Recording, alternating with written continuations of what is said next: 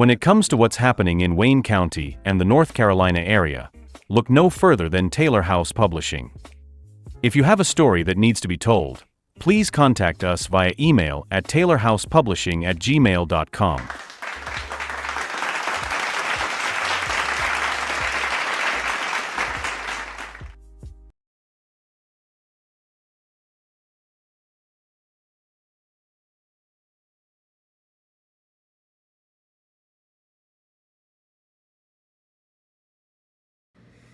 All right, what's going on, ladies and gentlemen? Welcome to another episode of Taylor House Publishing.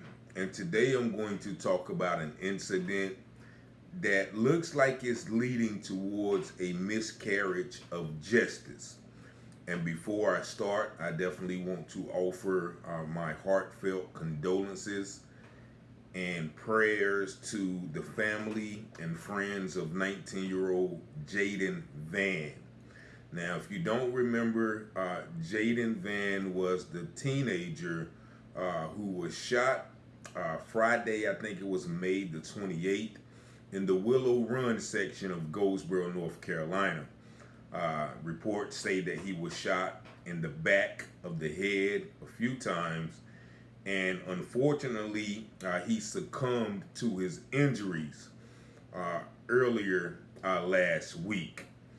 Now, the article that was put out and the information that was put out by the police and the news, WITN, said that the situation stemmed from an apparent robbery or a botched robbery attempt.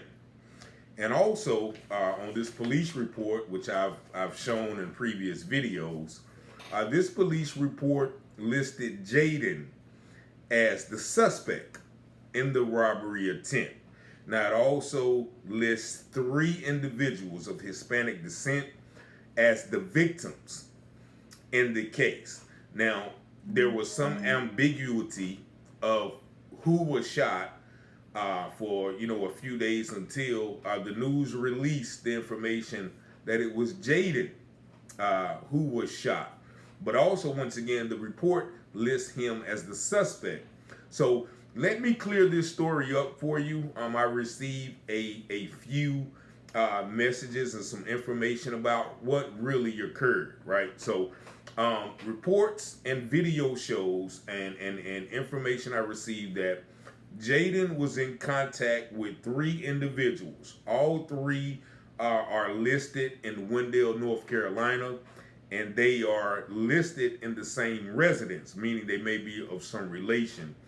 So they were texting back and forth, and these 3 individuals were supposed to come from Wendell to Goldsboro to purchase a PlayStation 5 from Jaden. And when they got there, Jaden, as the video shows, Jaden and another individual, presumably a friend or associate, got there. They walked up to the vehicle. In the midst of them walking up to the vehicle, it was reported that Jaden was showing to him the PlayStation, and the individual, I guess, was showing him the money. In the process, someone stated that the other individual male who was with Jaden snatched the money from the people in the car and ran. In turn, they stated Jaden was confused and he also ran. And while they were running, one individual got out of the car, started running after them, and started firing.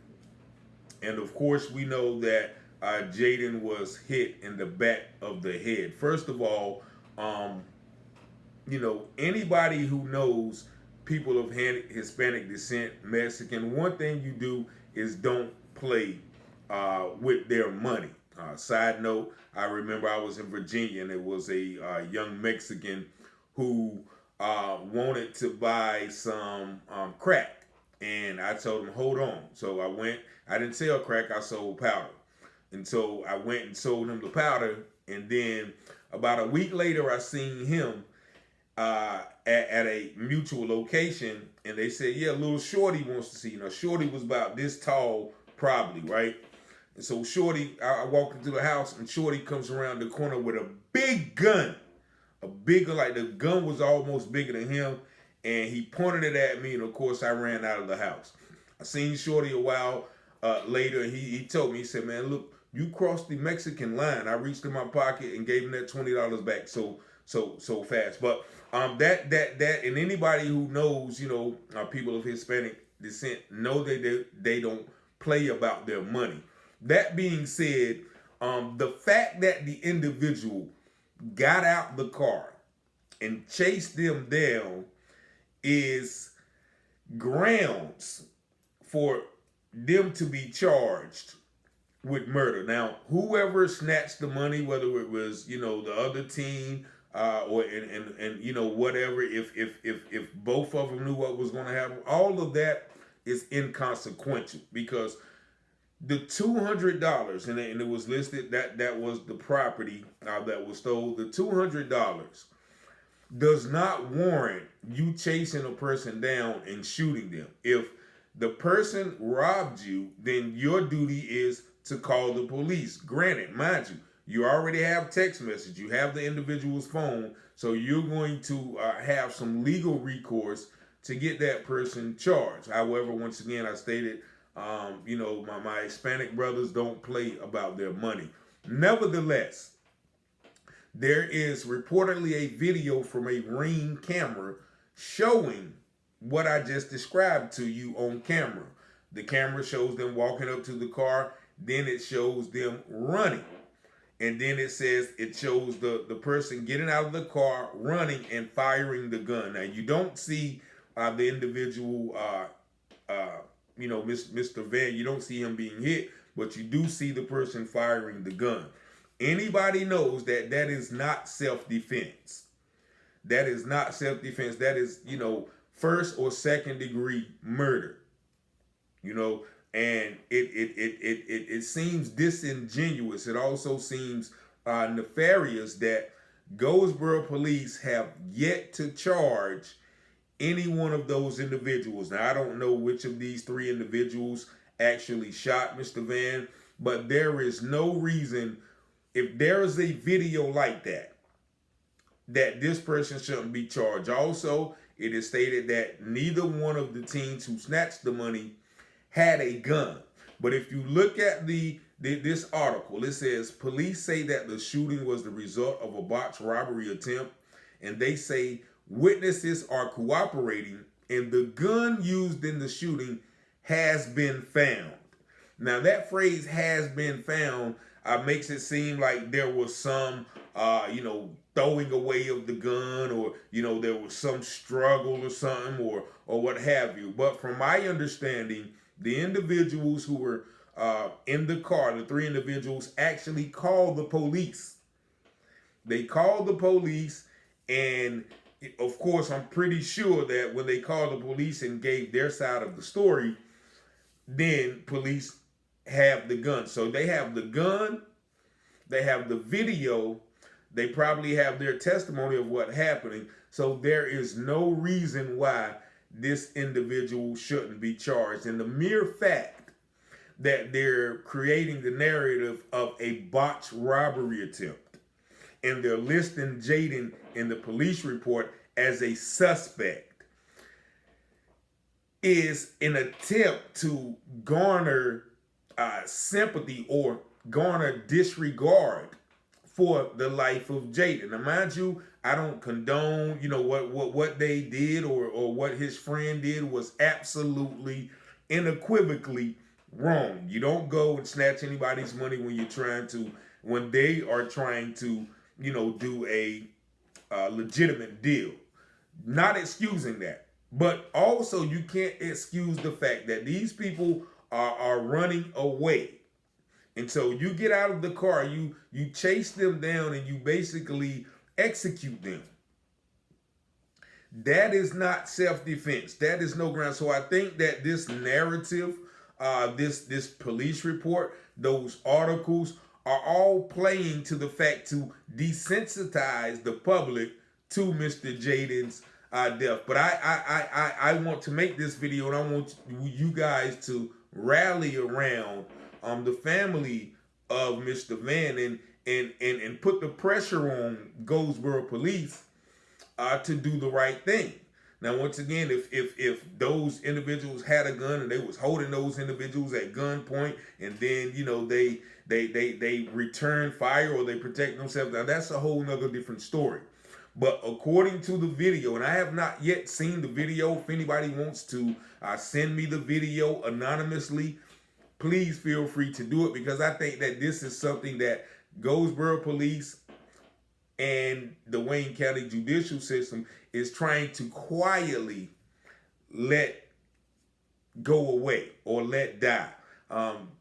No parent should have to endure the fact that, there's video, there's guns, there's testimony, there's witnesses that can attest that these young men were running away, posing no threat to the individuals in the car, but yet and still this individual was allowed to get out of the car, chase them down, and basically shoot them execution style. And that's what's troubling to me. So if there's another explanation of why they're not being charged, please let me know. Send this to Chief West, the investigators. There are several investigators I've talked to, several people who was close to Jaden, and they've given me some information. Also, his phone was missing, but it pinged an hour later in the Willow Run section. But I think the most important part to this incident is locating the other individual who was with Jaden. Apparently, people know who he was with, but they are not saying. But I think, even if that individual was friends with him or whatever the case may be, they should come forward and say, yeah, we did that, but, they shot him in cold blood. Apparently he was shot in cold blood, defenseless, running away.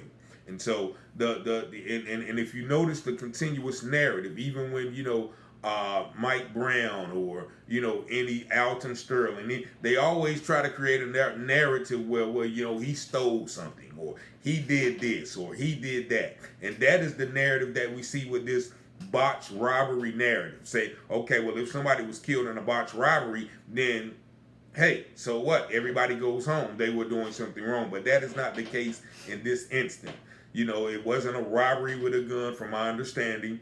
It was, two young men, and one of the young men snatched the money out of the car and fled.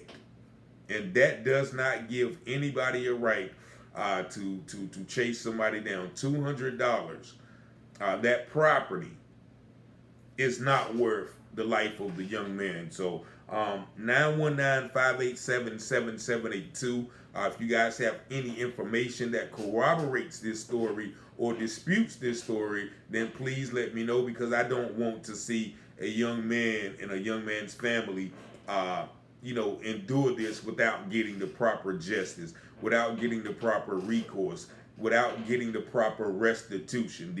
These individuals, whichever one who pulled that trigger, should be definitely charged at the least, second degree murder, probably manslaughter or something like that. But they should not definitely be walking around here free without any charges. And to my knowledge, there has been no charges set forth regarding this matter. But once again, rest in peace to the young man, Jaden Van, and also, once again, my deepest heartfelt sympathies to the family. But definitely there has to be some explanation, whether it's from the DA's office, the police, the detectives, why there has not been any charges brought upon the individuals that murdered this young man in basically cold blood.